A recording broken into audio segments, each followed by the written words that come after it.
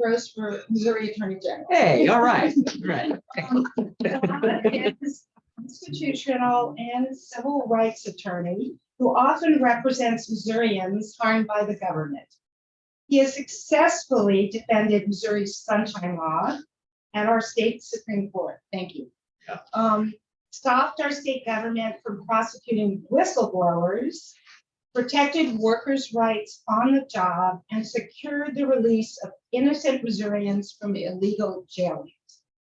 Elad is a proud, lifelong Missourian who is passionate about protecting our families, fixing our broken justice system, suing scammers, prosecuting corruption, and finally ending Missouri's status as the puppy mill capital of the country.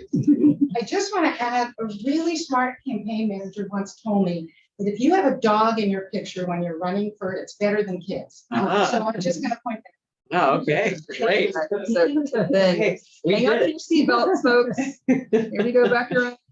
If we paid like 3 times, if Lyra had shelled out 3 times what she paid for this lovely camera, I think they follow the sound, but they're more astronomical.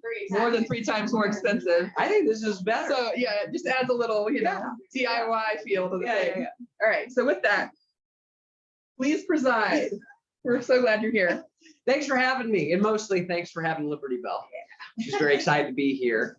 We were talking on the way over from Kansas City today about what her speech was going to look like, and she got a little shy.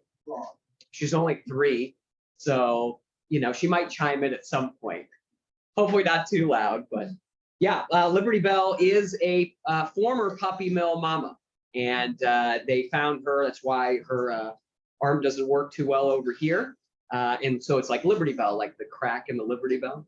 My wife comes up with all these ideas. This is supposed to be my wife's dog. My wife wanted a little small dog, and a student at Mizzou lobbied me to make sure we got a little dog for her. And she has hyper bonded to me after biting me in the face the first day we met. So here she is. And if I leave her at home, she gets very nervous. So she's here now. She came to Kansas City, and she's going to Raleigh tomorrow, isn't she? Everybody in the back, for those who are in here, oh yeah, we can do a little twisty thing. So the back all the way over here, that's Clayton. Everybody say hi to Clayton. Hi, Clayton. He is wonderful. He is our volunteer coordinator. So if you get emails from him, we literally are like writing these while we're driving on the road together, and very excited to have him. We have on the campaign now over 400 volunteers. Wow. Yes. Wow. Yes. A lot of folks, so yeah, I mean, you basically gave my whole stump speech, so we could talk about some issues here. So a lot of folks, when they're running for office, especially statewide, and we've seen a lot, right? I've worked on several too. They will kind of wait until a few months before the election to really start getting volunteers activated and doing things and all of that, and then we lose. We're not waiting. We cannot wait. We can't afford to wait. And this isn't just about an attorney general campaign. Okay, we all know, we're all in this room right now. We all see it. We need a functioning Democratic Party that is organizing all throughout our state to protect working families in Missouri. That is what we need. Yay. Yes, absolutely. And the way that we're doing that right now, what are your volunteers doing? Are they going door? No, they're not going door to door yet. They're not writing postcards, vote for Elad yet. That's next year, right? That will be. What they're doing right now is they're helping groups like this one, for example. There are groups like this all over the state. Some of them a little bit less active, unfortunately. This is a great group. Yes, absolutely. Please give yourself a hand. This is a wonderful group. And how do we take lessons from what other folks are doing throughout the state and share those ideas about how do we do more outreach? Clayton has done a wonderful job in St. Charles with youth outreach, for example.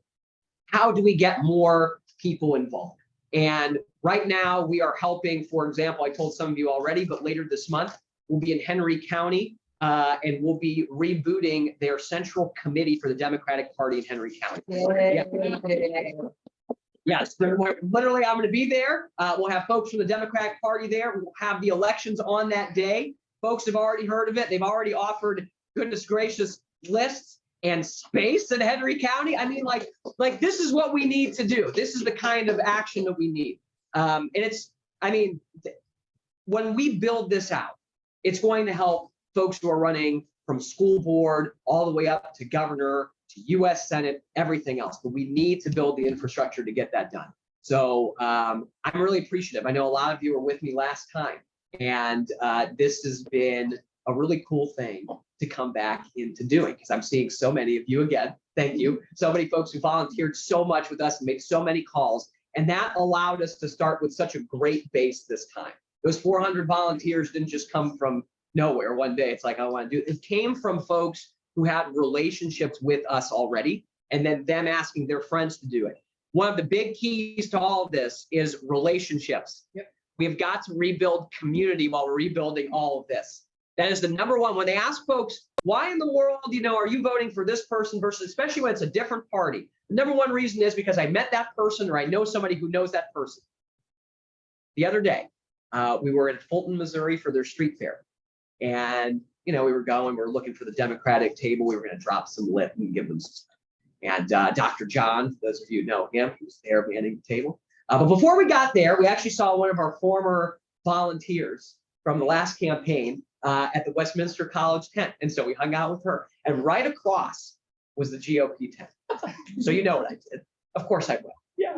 I go in and I start talking to them and I say, you know what? I know we probably disagree on a few things, but I would love to speak to your membership. I think it would be a great interactive kind of thing, even if they want to throw stuff at me or whatever else. So I give them my card and there's 3 people in the tent.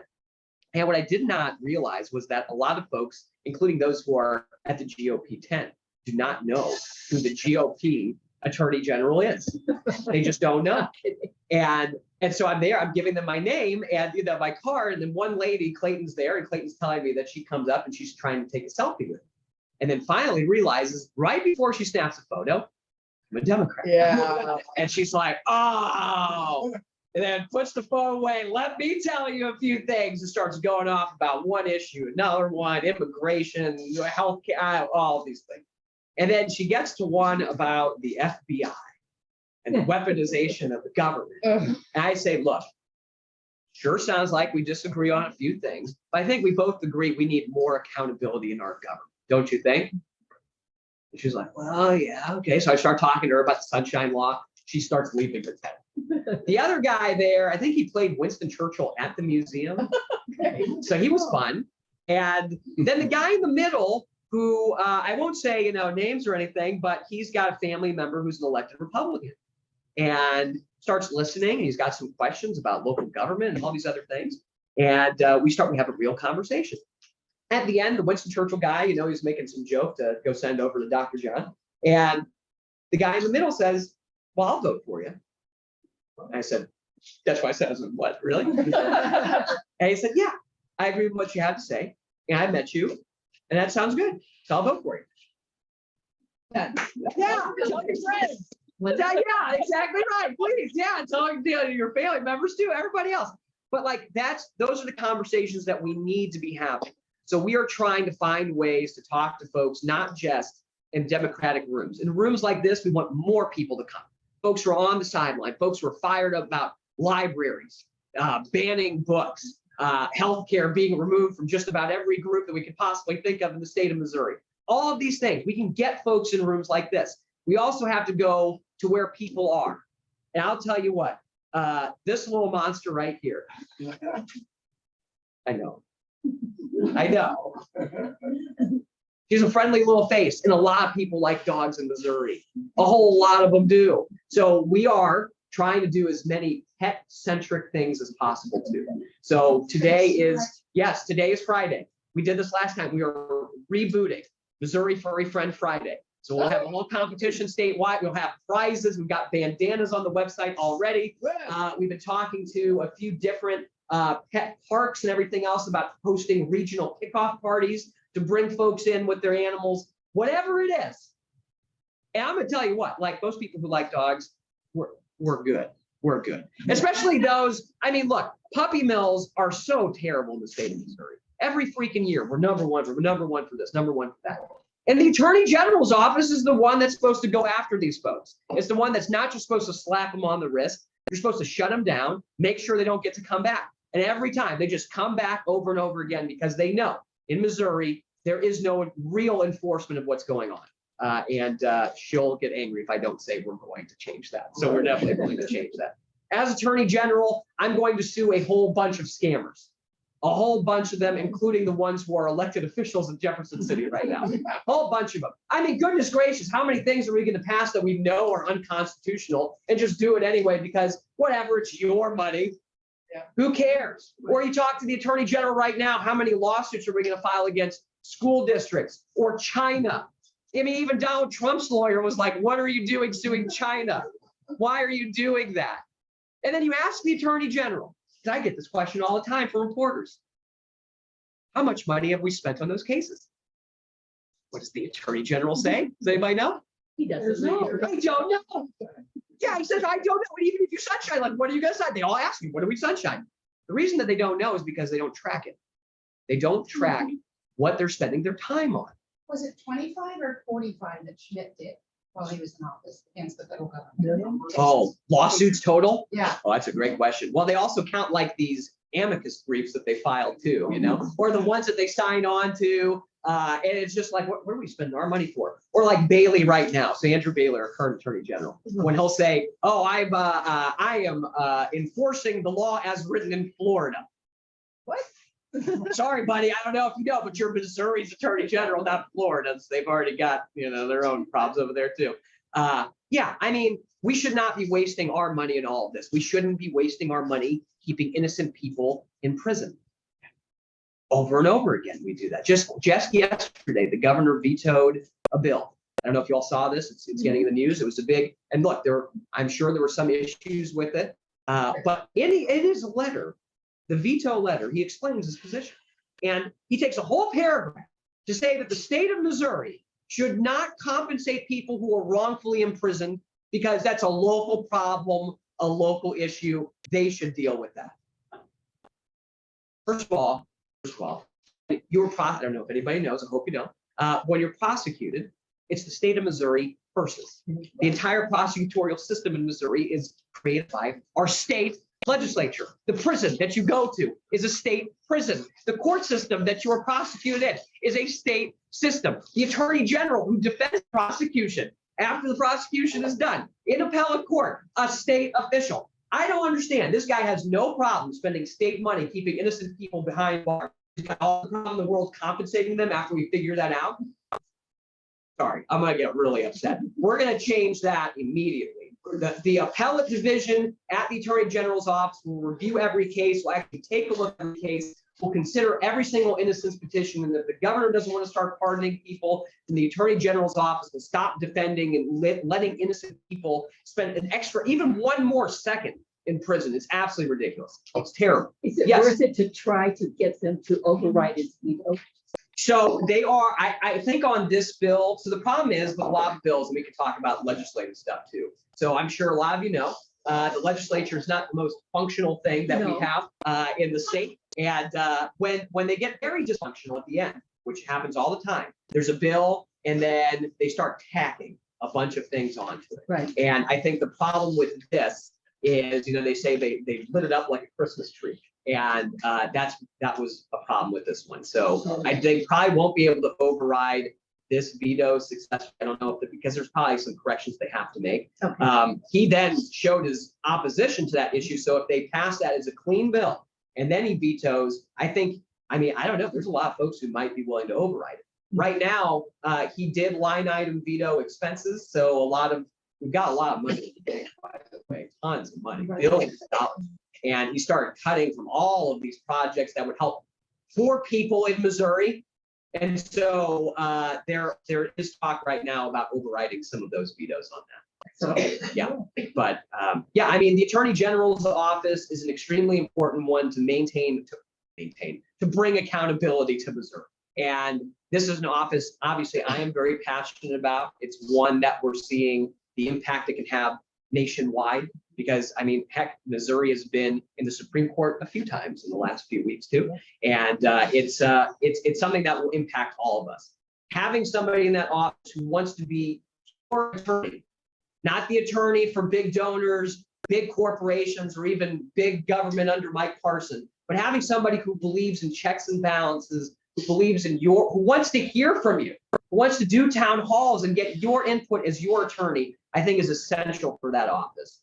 So that's primarily why I'm running. It's about time that we have a real attorney general again in the state, and I'm really excited to get that done. So I thank you all for coming out today. Happy to answer any questions. Liberty Bell hasn't had anything to say quite yet, but she's getting there, I'm sure. And I'm sure she'd be happy to answer. So thank you all. I really appreciate it. Thank you. Thank you.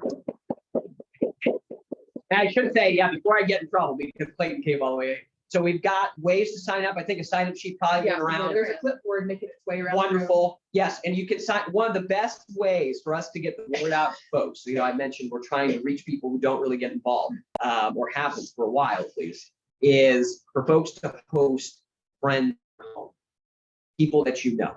Okay. And we've got like a whole tutorial. It's not a scary thing to do. Doesn't have to be like this big fundraising thing where people have to pay to get in. We want as many people as possible. And I'll tell you what, for those who are familiar with St. Louis City, that's where I live.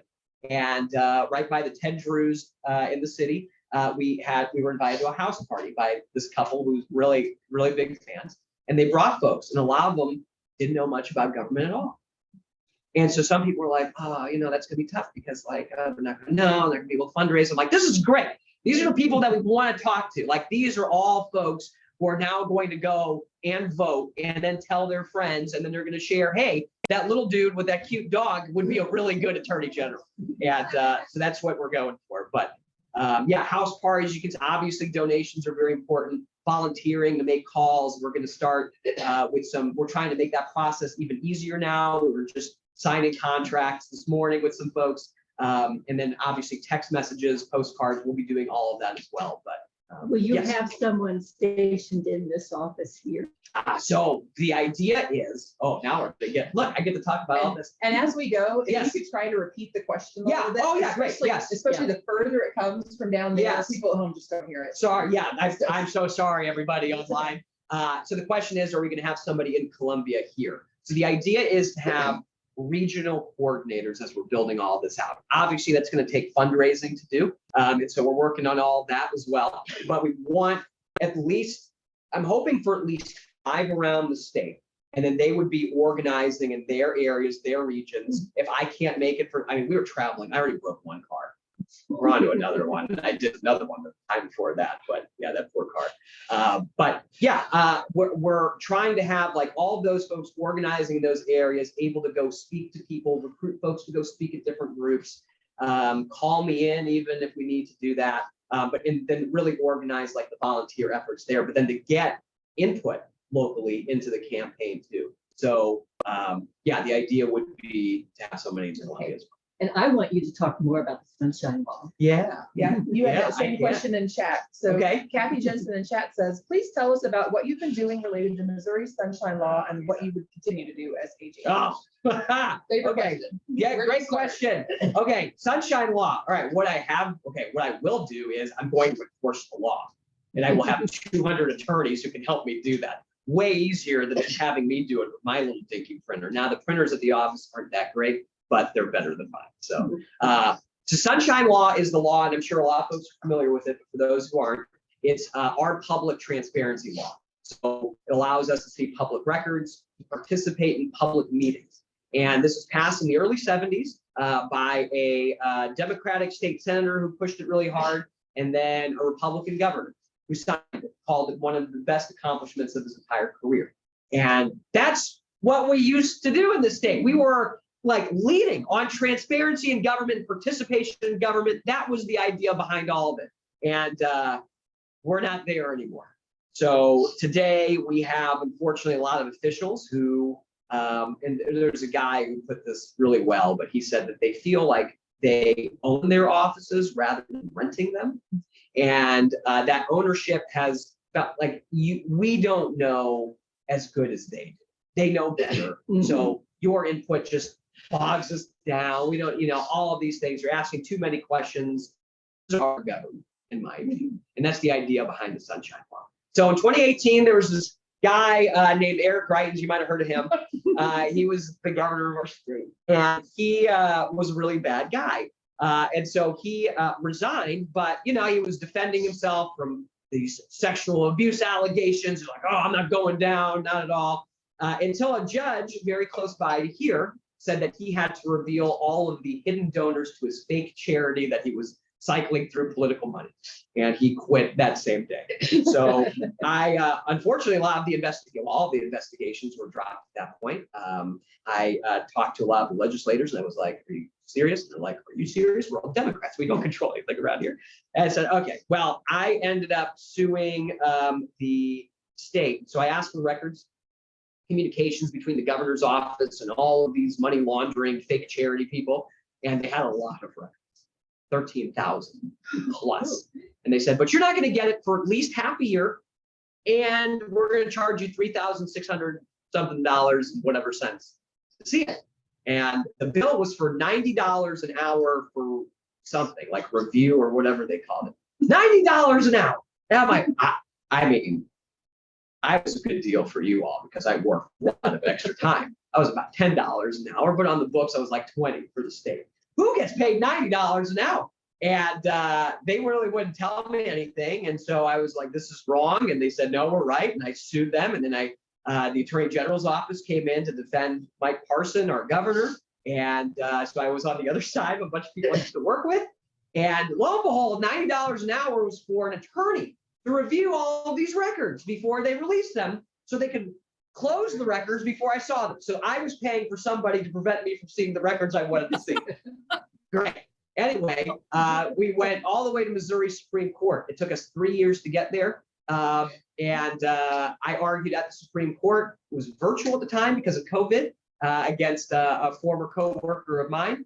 And we won a unanimous decision against the governor. So that's the Gross v. Parson case. I'm the Gross guy. Yes. So that one landmark decision to protect Missouri Sunshine Law. And now they're trying to get around it a little bit. So I've got a few other lawsuits. Unfortunately, they're still ongoing with our attorney general and some local governments. But yeah, I am still pursuing all of that on my own right now. So as attorney general, I will absolutely enforce the Sunshine Law just like he's supposed to be doing, but I have to do for him right now. So I would we'll definitely start enforcement again from that office. Yes. Follow-up question to that. Okay. It is ironically with our current attorney general, is the attorney general's office responsibility to enforce the Sunshine Law, not only for their own office, but for state and local government. Yeah. And they actually have a unit that is supposed to be teaching local officials Yes. about Yes. the Sunshine Law. Yeah. And I just wanted to see what your thoughts were about how you would handle that. And I also wanted to mention for the benefit of people in the room that there was a strong effort to weaken the Sunshine Law Yes. in the last legislative session. It's not just a matter of defending the current law, but we let our legislators know that it's not being curtailed. 100%. Yeah. So the question was, look at that. Look, I got it. You got it. You're on So it. the question was about it's a follow-up to the Sunshine Law, but it's about given that, well, we just had in the news, the Attorney General violated the Sunshine Law himself. So how do you deal with enforcement when it's also internal? But one of the big responsibilities of the Attorney General is also to teach folks about the Sunshine Law. And so how would that all operate? Yeah, that's and oh yes, and the legislature right now is trying to change Missouri Sunshine Law to make it much more difficult for us to get these records. So I, on the latter part, I was in Jefferson City testifying against that bill. It was brought by Senator Andrew Koenig, who I got to sit next to while I testified.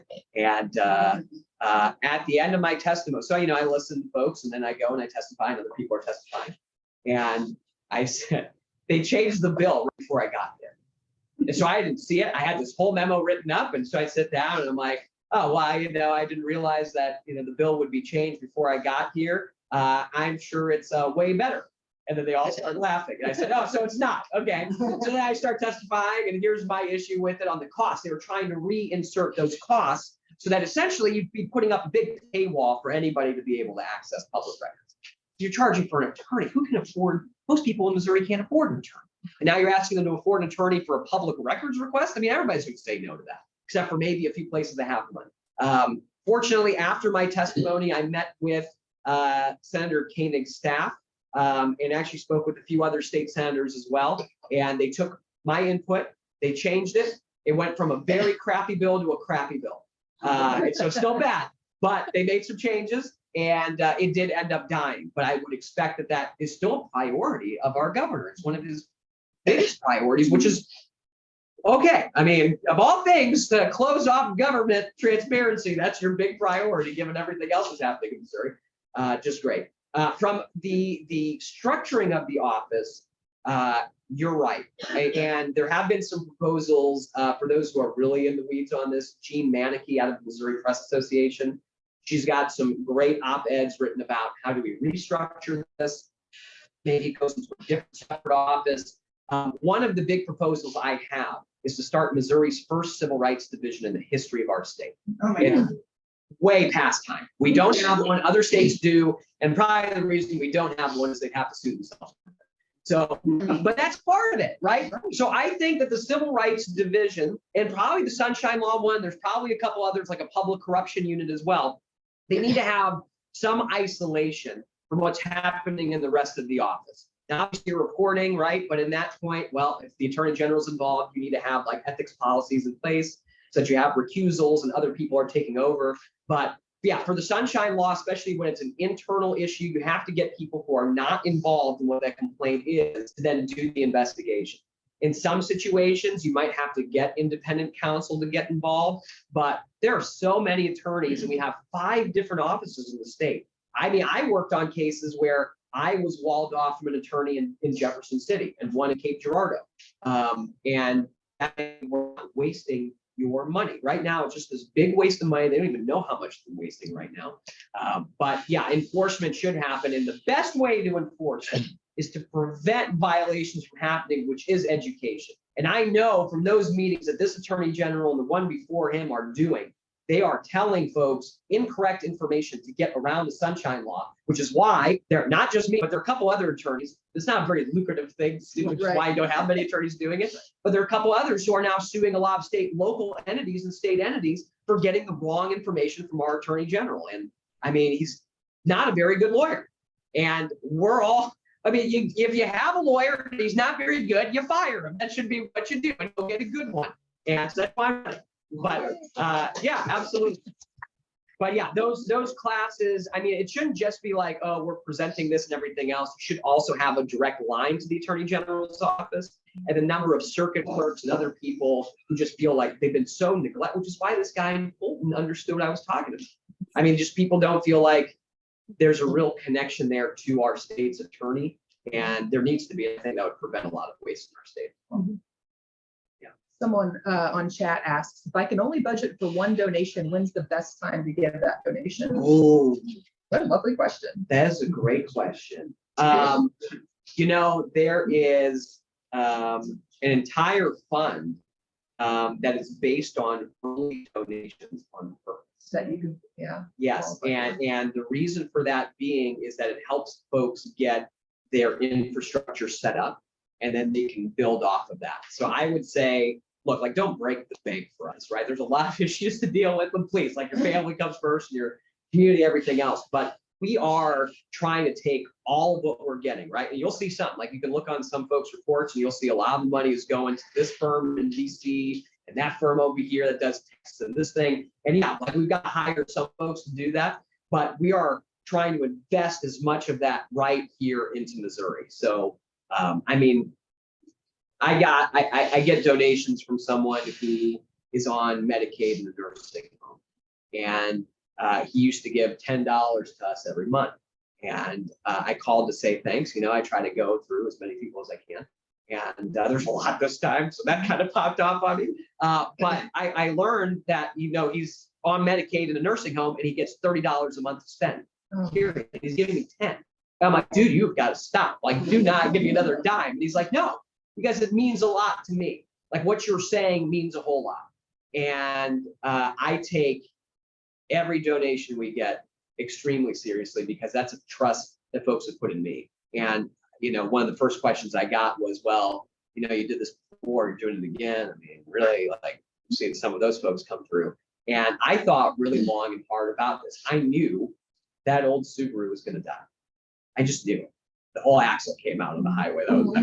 I knew it was going to go. My knee feels really bad, and the shoulder is starting to fall apart too. I just like all of these things were in consideration. Obviously, I'm suing a lot of people in our government right now, so I'm a little busy. But I really, I feel so passionate about this office, number one, but number two, God, the current guy sucks. He's so bad. I mean, he's just so bad. And it's opening an opportunity. I mean, libertarians who come out to our meetings, folks who have never participated in anything before coming out to our meetings, people, I mean, in Cass County, I had like a couple sitting next to me. How'd you get here? Oh, when did you join Cass County? This is literally our first meeting. We saw something on Facebook from a friend. I mean, the word is getting out a lot more, and we're able to go and find those people early on. So I would say for any candidate, when you're trying to support them, early donations are very helpful. And then early, like holding little events for them too, and having folks come in and just meet them. It's the network that we build together that really makes a big difference. So I would say early stuff is always very helpful. And thanks for the question.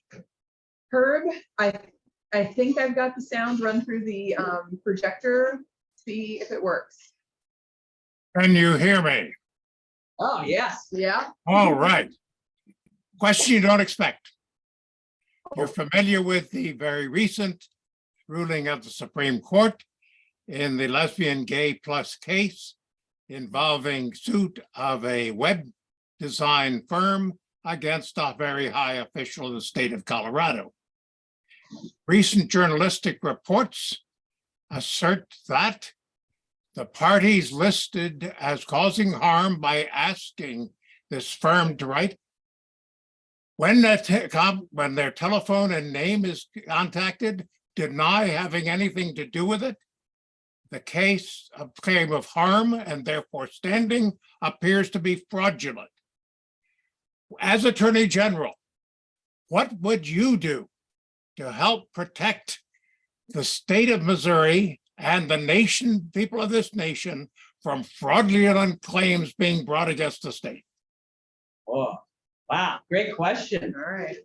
Yeah, I'll repeat. Yeah. So for those of you who don't know, at the United States Supreme Court, there's a very big, well-publicized decision at this point about this lady who does web design, who didn't want to do a wedding website because she wanted to discriminate against gay people.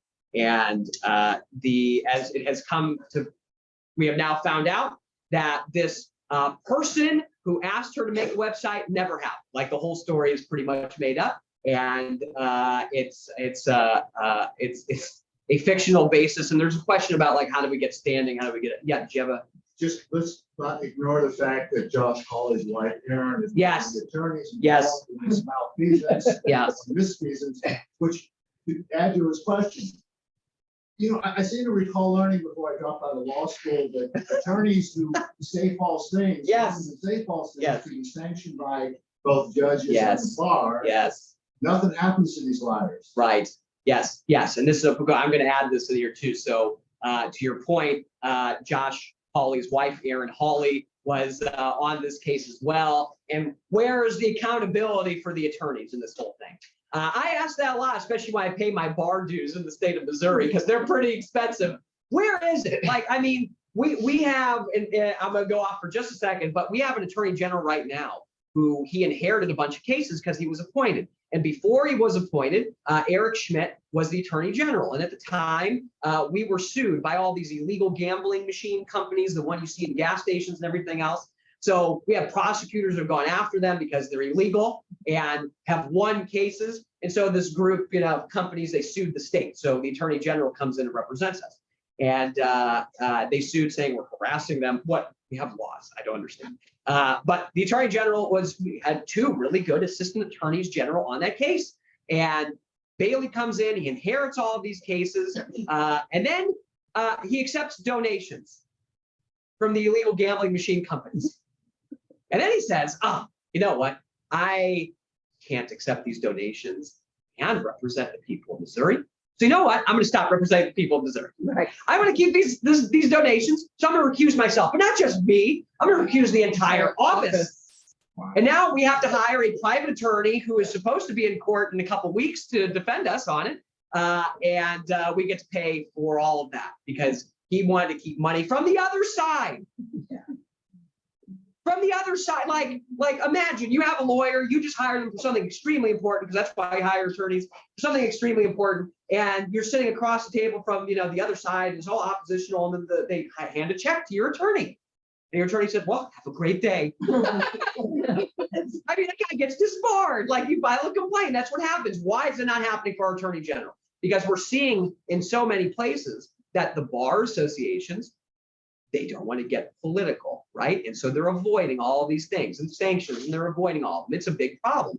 And folks are just doing whatever they want. So on the one hand, when it comes to the attorneys and punishment for them, we've seen in some cases, like Rudy Giuliani, I guess was one, but it doesn't happen as often as it probably should. And that's why people are willing to do things like Ms. Hawley and some other folks did. Now, I will say in that case, one other issue, I mean, I don't know if they really had to make up that story. They could have just said, this is what the law is, and it is now preventing me from wanting to do something. So there may have still been some standing there without having to make up this whole story. But the fact of the matter is they made up this whole story, and here we are. And the bigger fact of the matter is the ruling in that. Yeah. Because the ruling is now, oh, I'm a company, I'm just going to start discriminating against anybody else. And I saw someone, I can't remember if they were like trying to do some scoop interview, but they had the lady who was at the center of this case and her attorney. And one of the questions was, well, should businesses start putting up signs saying who they will not serve anymore? I mean, we're starting to get to that point. Now, question is, what can the attorney general do about the fraudulent stuff? It's a little bit harder because we're not the Missouri bar, we're not the Supreme Court, we're not the different court systems, and they have, I believe very strongly in checks and balances and separation of powers. But one thing that the attorney general should do on those cases is when you detect an issue like that, you then ask the court to do something. So you file a motion for sanctions. You file a motion to get these things dismissed. You don't let them go all the way to the U.S. Supreme Court. So I think if that comes up in a case like that, I mean, one, you have to investigate these things and do them the right way. But then two is, yeah, I mean, ask the judge to do their jobs. But then when it comes to what can we do, I think, as a whole after this ruling, we do have the Missouri Human Rights Commission. A lot of folks here are familiar with it. It is pretty dysfunctional right now. It's supposed to deal with all of our discrimination complaints in Missouri. It's not. Missouri's attorney general should get much more involved in enforcing anti-discrimination laws. Now, we have not passed the Missouri Non-Discrimination Act for 20 plus years to prevent discrimination of LGBTQ Missourians. There are cases that say you can't do it anyway, and we're going to enforce those cases, whether the legislature wants to admit it or not. That is illegal, and the U.S. Supreme Court even agrees. So we will be doing a lot of that enforcement through that office as well.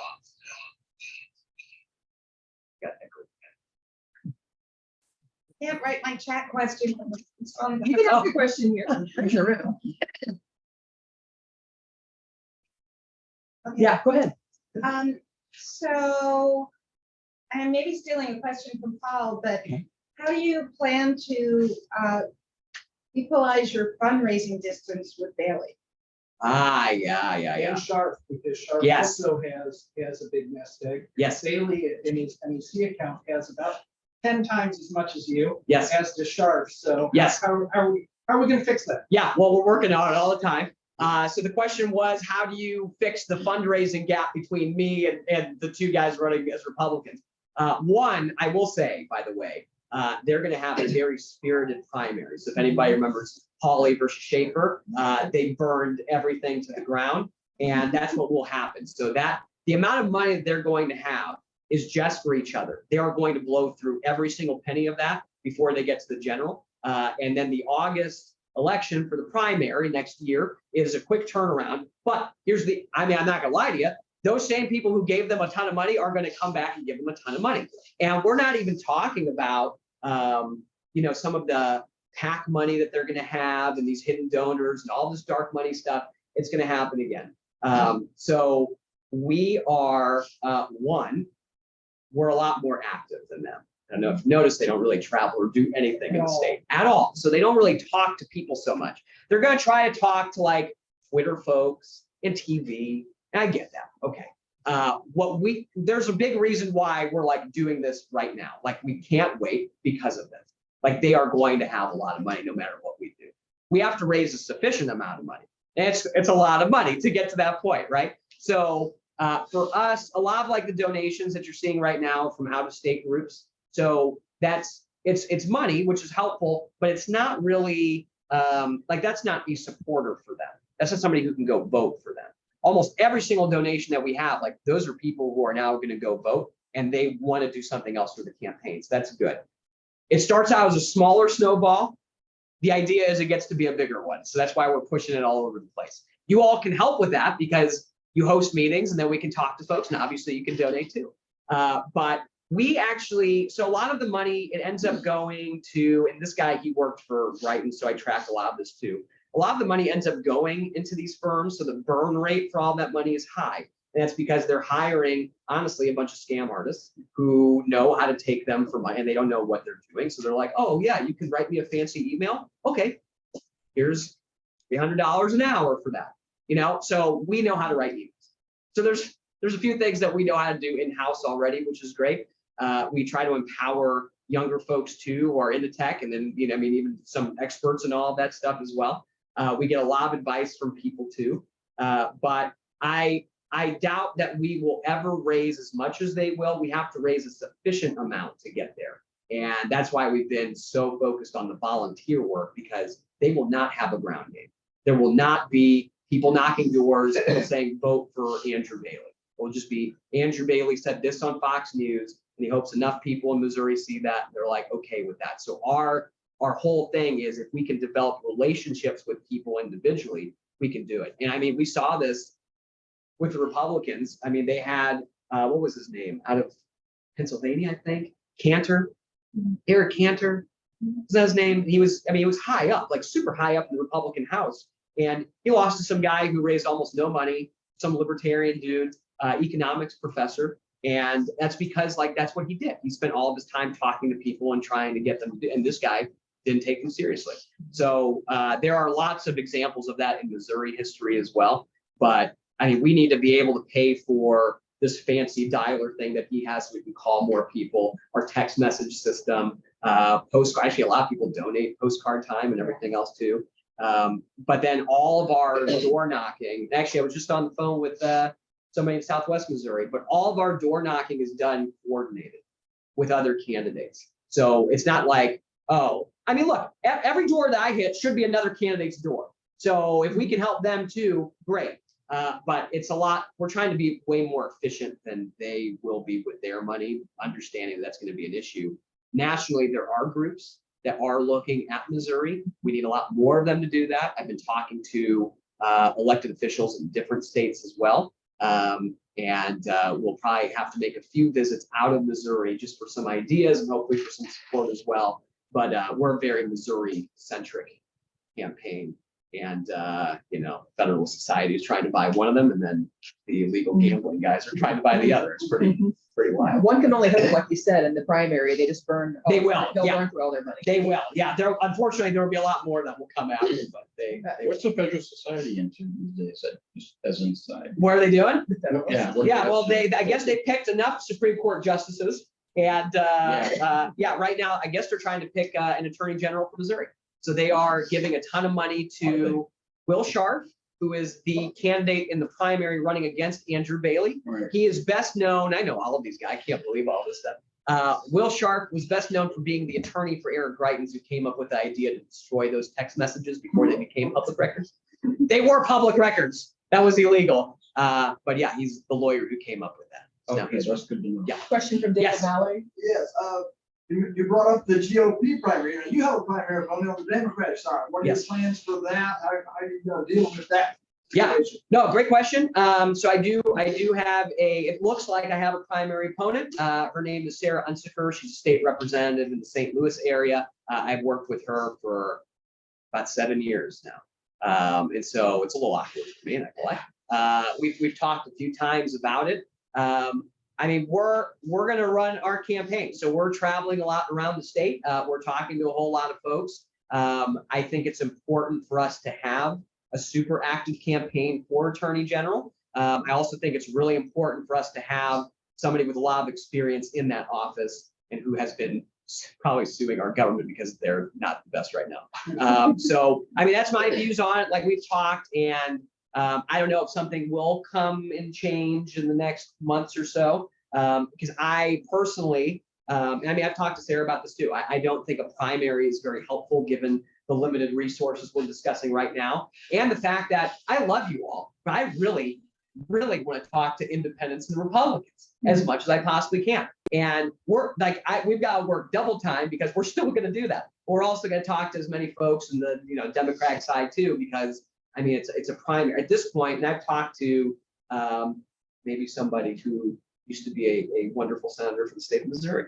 until a few years ago. But the a strategy of basically if we can get, especially an attorney general candidate, because a lot of people look at the attorney general a little bit differently than some of the other offices, because they think I would like to have a good attorney, right? Wouldn't that be nice? I mean, historically, and I've talked to you, some of you about this before. Jack Danforth ran supermajority Democrat.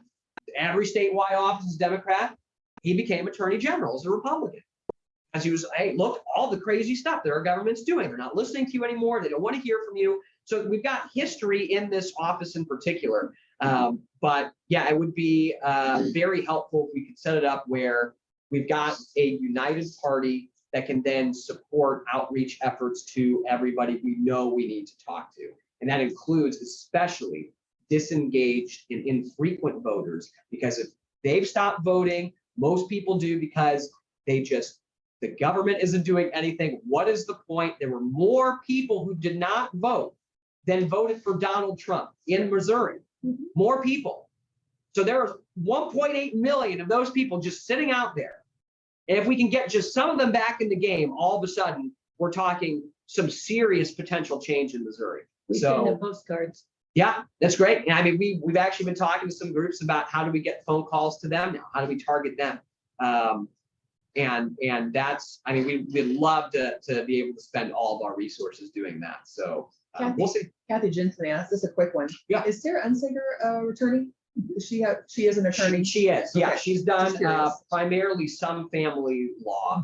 She hasn't been practicing so much, I don't think, as within the state house, but she's a state representative. Al Taffer's got his hand up. Yeah. As Attorney General, part of your job is to defend the laws that the legislature passed. How would you deal with laws you disagree with? Yeah, so great question. This is good. This is good. Yeah, so the question is, as the Attorney General, one of the responsibilities is to defend laws that the legislature passes. What about ones that you disagree with? So great question. And it's why I really do think structurally there needs to be a big change at the Attorney General's office. So I mentioned it, a civil rights division, for example, or the sunshine law division that probably has to be isolated or insulated to some extent. A civil rights division would look at some of these laws that are unconstitutional, that would harm people's civil liberties and take them away, because our legislature passes those sometimes. One, I think preventatively, it would be really helpful to have an attorney general go to the legislature and testify, not necessarily in opposition, not necessarily in favor, but for informational purposes. That's category number 3 for everybody who goes and testifies. If you haven't, you should. But just tell folks, like, here's the issues with this potential bill. Maybe you want to make some changes to it, especially if it's going to cost us a whole lot of money to then defend it at the Attorney General's office.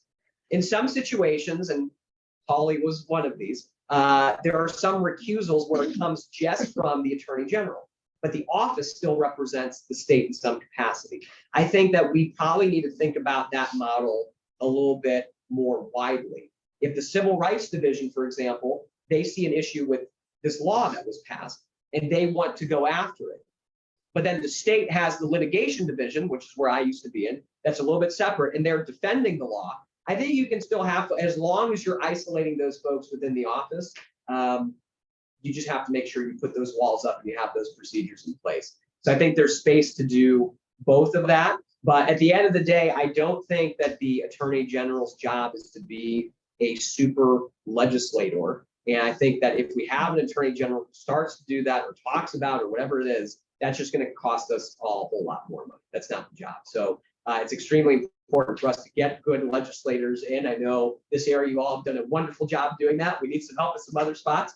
But I think a pretty significant restructuring of the office is needed so that we're making sure we're not wasting money, but we're also doing all the responsibilities of that office and protecting civil liberties in the process. That's a great question. Nancy, you had her hand up. Yeah. You mentioned Danforth. Is there any possibility that he might be willing to come in at a later date, say after the primary, and point out that, balance is always good, Yeah. particularly in the Attorney General's office? Yes. Well, Senator, if you're listening right now, anytime. I actually sent out messages to a lot of folks, including Senator Danforth, often, and can't wait for him to jump on in. I think that's important. Look, a guy supported some other candidate, right, who was a friend of his, and worked with him in that race, and it didn't work out too well for him. But look, I think. I mean, yes, he's had some issues in the past too. But I think folks are starting to think more about. Look, I mean, Missouri, we used to be at the cutting edge of so many things. I talked about the Sunshine Law, but we could talk about public education. We could talk about conservation in our state. All of these things. I mean, Talk about choice. yeah, absolutely. Well, all of these things. And Missouri was a leader in so many different areas. And I mean, now at the Attorney General's office, there isn't even a conservation division anymore. Josh Hawley got rid of it. And that's another thing we'll be bringing back. Don't worry. But I mean, there's so much that we have done in Missouri historically. We can do. We don't have to be at the bottom of every freaking list in the country right now. So yeah, I think especially when folks start to look back and think about where did they ever expect Missouri to be in 2023 if this was the spot they expected it to be? I think a lot of them honestly would answer no. And there's a lot of folks who worked for Republicans in a past life, and probably some who still do. And they talk to me all the time. And they are extremely supportive, especially in the Sunshine Law work I'm doing, with civil rights, all of these things. Like, these were things that were made by Republicans and Democrats together. And yeah, I'm hopeful that maybe one day some of those folks will be willing to put away that letter by their name and make some good calls for the state. I think the Attorney General should be doing that in general. I don't understand why it's a partisan office to start with. But Oh, I just wanted an update. Where is our initiative Yeah. petition on choice? Oh, man. Families' involvement. in Yeah. that? Yeah. Well, here's another one. Yeah. So the initiative petition process so there's 11 initiatives that were filed for abortion to essentially end the ban here, different versions. The reason being, they then go and they see which language works out the best. So it's got to go through 3 offices in our state. Now everybody knows this. I used to know this, but now everybody knows. So Secretary of State is the first one. They get it and they read it and then they make a summary. So Ashcroft makes a summary, and it's a terrible summary. It's about like, oh, this is going to be the most dangerous thing that ever happened in the history of Missouri. And yeah, well, that the spending part comes a little bit later. Yeah. So it's just like that, because that's the summary that we have now for it. It's like, oh, we'll allow dangerous, unregulated abortions all throughout the state. And will cost a fortune. So the cost comes second, right? So Secretary of State. So that goes to Bailey, and Bailey looks at it, and I used to sit next to this guy, by the way, who used to approve these. And it was just literally like, is the spelling right? And are the law citations correct? Yes. And that's it. You're done. So they look at summary and they're like, yeah, I like that summary. It's great. Rubber stamp that one. It goes to the auditor for an estimate of how much it's going to cost.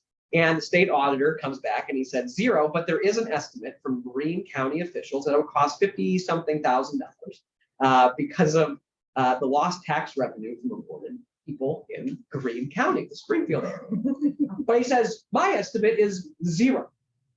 So then that goes over to the Attorney General, who's then supposed to, for the same thing, approve it for legal form and everything else. And he said, no, Mr. Auditor, actually, this is going to cost us billions of dollars in aborted people and all this lost healthcare funding, all these things he's just making up.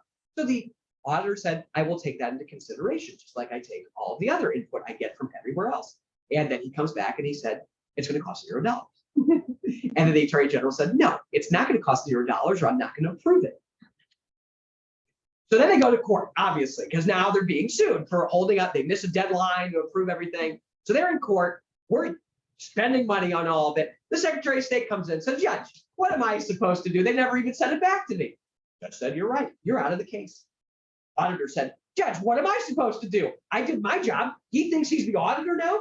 And the judge was like, that's a really good point. The Attorney General said, well, I can do whatever I want. And he said, no, you can't. You have 24 hours to approve it. 24 hours comes. Where is our Attorney General? He's in Congress testifying on some political thing. I don't know. I watched the whole thing. He wasn't very excited.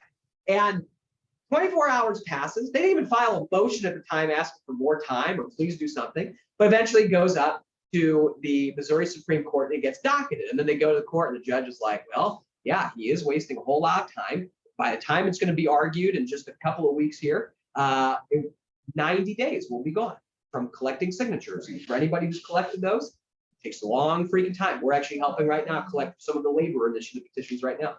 So that's 3 months gone. And now we have to wait for a decision on that too. But the judge said, yeah, this is really bad and they shouldn't do it. But I mean, it's moving. So it's at the Supreme Court. So let's just see what happens.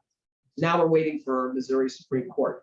And additionally, so we don't have to wait much longer, the ACLU has also sued on the summary link.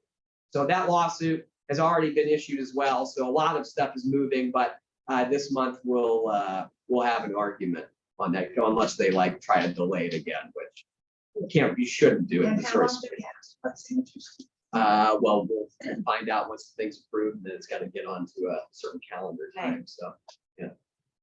First week in May. Yeah. All So we'll right. see. We have been grilling Elad for about an hour now. I'm looking around. I think I've handled all the questions in the chat. Please Okay. correct Wow. me if I haven't. Do we have any final parting questions? Peter's got his hand up. He always has great questions. Okay. No Oh pressure. boy, no pressure.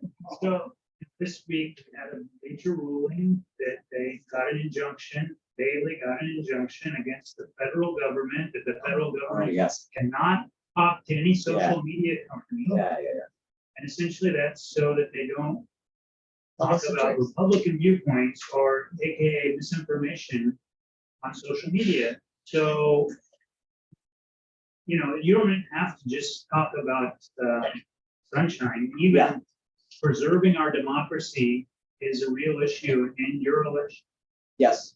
How do you think you can point out to people the kinds of crazy things Bailey is doing? Yeah. So that's a couple good questions. So one is, this issue with our currently, and it's, it's in the federal system right now, but court cases ongoing involving some of these big tech companies and whether the government was helping censor speech, all of this, and Andrew Bailey's at the center of all of that. But then a very deep question about how do we preserve democratic norms and institutions in the US. And I think the foundational element of that is people need to be able to trust what is happening in our own government. And I think that's why I'm so passionate about transparency, because if you have a lack of it and folks are just making up, here's what's going on, I don't know because nobody's really explaining this to me, that's a big problem. It's also why I spend a lot of time talking to people I disagree with, because there is some point where the facts have disconnected. And maybe it's on my end too, I could be wrong. But at some point we've got to correct that and figure out where's this basic understanding that we have. I think that's why we've been really effective in talking to folks that it seems like on the surface we disagree with, but on a lot of things we really don't. And that's a big tactic that folks in power are using. They want us to be divided. Because if we're divided and we're not looking at all the crazy stuff that they're doing up there and holding them accountable, good for them.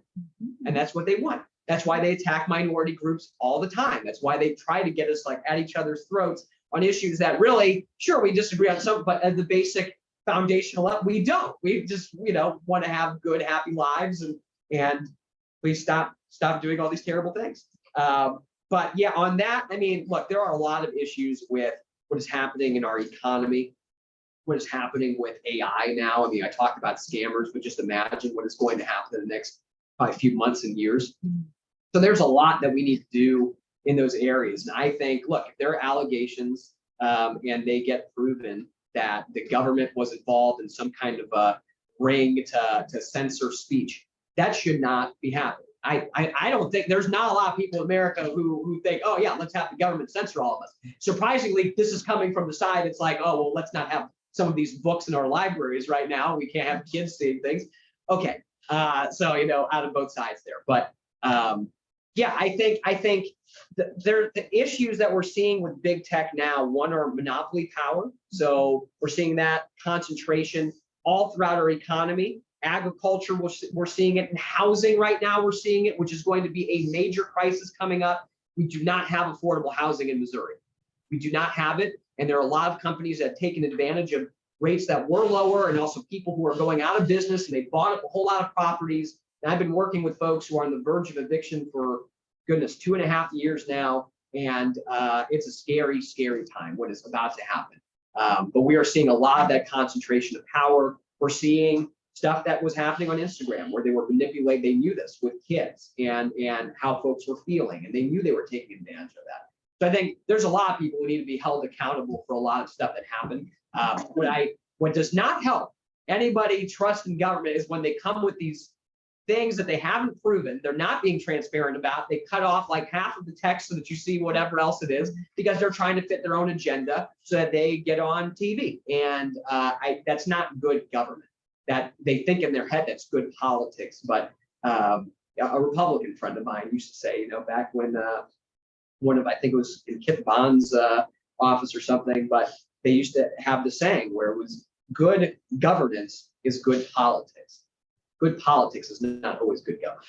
And we've got a bunch of people who are just feeding on the rage and the anger and the division, and they are weaponizing our institutions, and in a lot of ways just to serve themselves. So yeah, I mean, look, I think the Attorney General has a big role in antitrust and in regulations and in preventing all of these scams from happening. And so I think it's good to have a lot more transparency in a lot of these developing areas in our economy. But I don't trust our Attorney General, and that's because he has lost my trust. And initially when he came in, he used to work there. I thought maybe this won't be that bad.